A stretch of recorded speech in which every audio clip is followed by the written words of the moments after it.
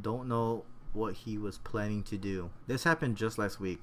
I collected my daughter from school as usual, and we stopped off at the shops to get some new school shoes, then headed home. I stopped at a traffic light and waited. Then I spotted this man as he began to cross the street in between my car and another. I wouldn't have thought anything off of it, but his eyes were fixed on my car rather than the road. He walked around the front of my car, then came around to my driver's side door and lifted his hand towards the door handle like he was going to open it. He quickly looked around him like he was checking if anyone would see what he was about to do, but my finger instantly hit the auto lock button that locks every door. The car in front of me moved, then as the light changed and I took off without looking back at him. I don't know what he was planning to do, but the fact that he was staring at my car and reaching for the door handle tells me it couldn't have been anything good. Creepy man at the rest stop. This is a quick story that just happened to me, and I felt like I should probably post about it on here. We stopped at a rest stop in Florida. I've been to this particular stop several times, and I must know that I've always picked up a creepy vibe from it. Then again, it's a rest stop. What do you expect? Anyway, I got out of the car and walked to the ladies' room. When you walk in, there were sinks on the left, stalls on the right, and straight ahead of the room was a door labeled staff only. So I went into a stall and did my business as usual. When I stepped out, I started washing my hands. I heard a door open, so I glanced to my right, fully expecting to see someone walking out of the stall. To my surprise, it was a man walking out of the staff only door. I stood there for a moment, just staring at him as he stared back. He shuffled over to a stall and walked inside, then walked out and started heading to the stall next to it.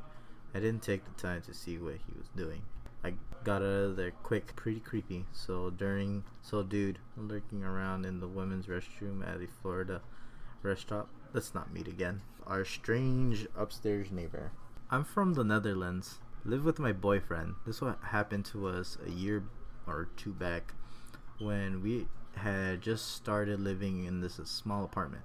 Now, this guy had always been a bit odd, but I had lived in bad neighborhoods, and he hadn't done more than make more noise before. It was in the middle of the night, and we were all sleeping when my dog starts barking, waking me up. I vaguely hear some sort of scratching sound in the living room, and decided to wake up my boyfriend. He goes to check it out, and it's our upstairs neighbor trying to pry open the tiny window in the kitchen area. He starts talking about how he threw garbage on his balcony. He lives above us, so that would be feet. My boyfriend sends him away, seeing he was obviously on something. A few hours later, I wake up to walk my dog and see a fire truck outside our flat. Someone had set an apartment in the next flat over on fire. Luckily, the occupants weren't home, and a resident on our flat had alerted everyone. Surprise, surprise, it's creepy upstairs neighbor. We instantly knew it was him, and apparently he had set our underground dumpster on fire the year before, so he was locked up almost immediately. Now we tend to sleep through a lot, so we're lucky our little pup started barking, or we probably would have died. Creepy upstairs neighbor. Let's not meet. The locks of the house slowly turned. One day when I was younger, my mom and I visited my aunt's apartment. It's a giant looking house with a side driveway that leads around the back to a small parking lot for tenants, with the house entrances being off to the side facing away and hidden from the busy street. I do not remember how old I and my cousin, my aunt's daughter, were, but to the best of my memory, we were both somewhere between the ages of 8 to 12, with her being slightly older than I. It was still midday and we were all hungry, so my mom and aunt decided to go shopping, and were then going to pick up pizza on the way back for us to eat. Me and my cousin were ecstatic, as we loved pizza. Our parents left, and me and my cousin stay and watch TV with the volume really low while browsing on her laptop. It's probably about 25 minutes after our parents left, and we start seeing the front door lock shaking. We thought our parents were back home, but we noticed something suspicious. Instead of the locks of the door quickly turning as if our parents got back, we instead saw the locks were very slowly turning to unlock. We suddenly both realized it wasn't our parents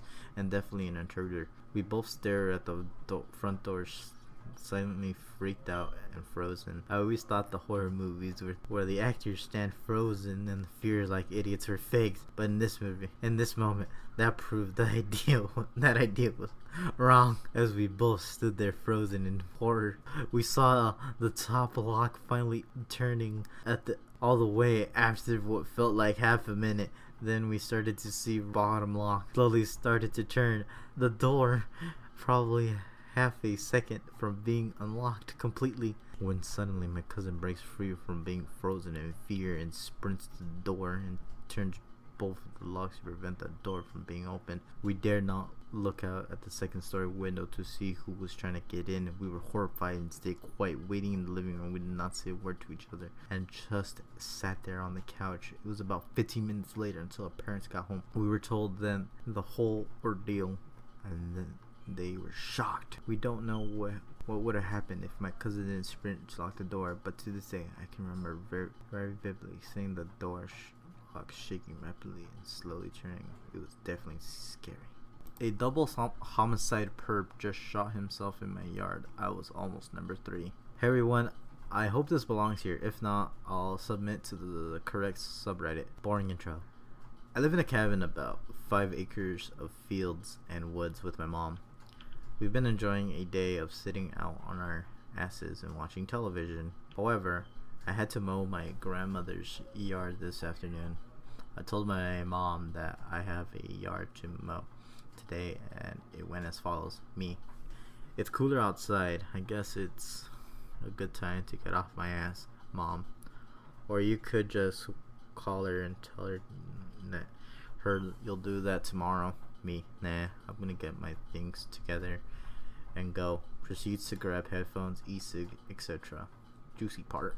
So I headed down the driveway, topped the hill, low, and behold, there were at least 20 MS highway patrol cars in the middle of my field, about 70 feet from my truck. Okay. I had just assumed that our neighbor, who has a history of cutting up, had forgotten himself into a huge trouble with the law over drugs or something. When I was pulling out of the gate, I told one of the local cops I'm the landowner and asked if everything's alright. He said it's going to be whatever that means. On the way to my grandmother's house, I called my mom and said, I don't know any other way to put this than there's like 100 cops in our field. She said that she's on her way to check it out. I called her a few times with no answer, assuming that she's talking to the cops or something. I knew she'd be safe with all the cops, so I went ahead and started mowing the grass. Plus, my grandmother is only a couple miles down the road. When I was halfway done mowing, she called me saying that the troopers had nothing to say, but one of the local cops that we know said that it was this guy wanted in Texas for shooting 3 people, killing 2 and injuring 1. The guy drove into our field and shot himself after being confronted / surrounded by troopers. When I was done mowing, I headed home to pick her up, and we drove back to talk to the last few troopers. I told them that I was the property owner and asked if it was all clear and if everything's safe now. They said that they had just moved the body and the car out, so it's clear. I said, wow, all the way from Texas, huh? We'll be safe, thanks. We drove over to the site after the troopers left. Right behind our old pecan tree were a bunch of tire treads and a giant bloody spot in the grass. We're still in a state of what the fuck. Going by the press conference we just watched as I was typing this guy shot himself as I was going up the driveway. I didn't even hear the gunshots or sirens, but I remember having my radio turned up. So Randall Lee Bros, I'm glad we didn't meet.